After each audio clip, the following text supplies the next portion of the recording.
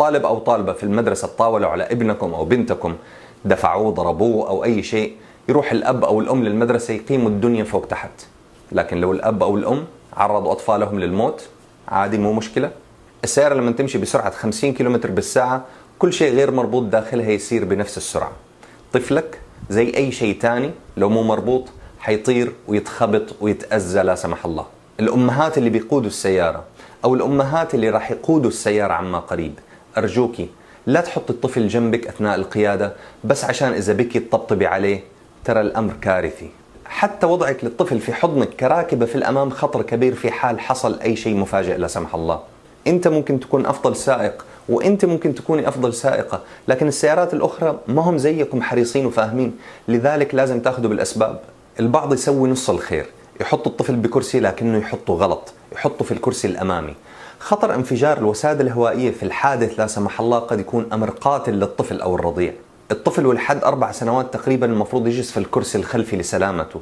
تواجده في الكرسي الأمامي في عمر أقل ممكن يساهم في أذيته حتى لو كان رابط الحزام. وعلى فكرة ترى القانون في المملكة وفي كل الدول ينص على وضع الطفل في كرسي آمن في الخلف ويعاقب عليه بمخالفة. في عام 2002 تقريبا منظمة السلامة العالمية للسيارات أجبرت مصنعي السيارات على تركيب توصيلات في الكرسي الخلفي لتثبيت كرسي الطفل بشكل قوي وكأنه جزء من السيارة. حتى السيارات اللي ما فيها توصيلات بإمكانك استخدام حزام الأمان وتثبيته بشكل ممتاز جدا. كراسي الأطفال أنواع كثيرة والاختيار منها صعب، وأهم 3 أنواع هي كرسي الرضيع اللي يركب بمواجهة خلفية.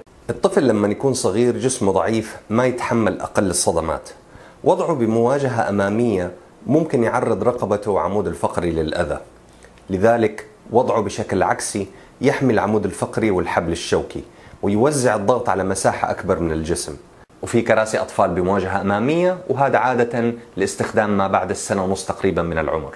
والنوع الثالث هي كراسي للأطفال الكبار اللي هم أصغر من أنهم يجلسوا في المقعد الأمامي. واحرصوا إذا أخذتوا هذا النوع من الكراسي أنه يكون للكرسي جوانب لحماية رأس الطفل، هذا راح يحمي الطفل من الاصطدام الجانبي الخطر والعياذ بالله. للأسف 72% من الأطفال في أمريكا لوحدها يتأذوا من أنه تركيب الكرسي في السيارة ما كان بشكل جيد. قبل ما تشتروا الكرسي اطلبوا تجربته في سيارتكم وتأكدوا من أنه هو يركب بشكل جيد. لما تثبت الكرسي يفترض أن الكرسي ما يتحرك من مكانه أكثر من 2 سنتيمتر بأي اتجاه.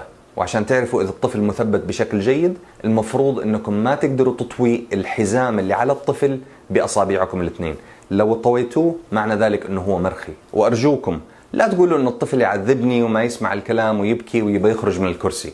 حسب خبراء التربية الأطفال ما يحبوا القيود والحدود، وهذا أمر طبيعي، وممكن يكونوا متعبين في أول كم يوم، لكن بعد كده راح يعرفوا أنه الأمر مسلم به ولا مفر منه. خليه يبكي شوية، خليه يبكي بدل ما تبكي أنت العمر كله. نتمنى الوعي من الجميع بمثل هذه الأمور، فأطفالنا أكبادنا تمشي على الأرض، ونتمنى المرور يركزوا أكثر في متابعة المقصرين ويكونوا أكثر حزم في تطبيق النظام. أسأل الله أنه يحمي أطفالكم وأهلكم وأحبابكم وأن يجعلهم خلفاء لعمارة هذه الأرض. ألم فقد الابن لا يعرفه إلا مجرب. لا تخلي حبك لأطفالك يفقدك أحدهم للأبد. لا تنسى تسوي شيء طيب اليوم، ابدأ بربط الحزام لهم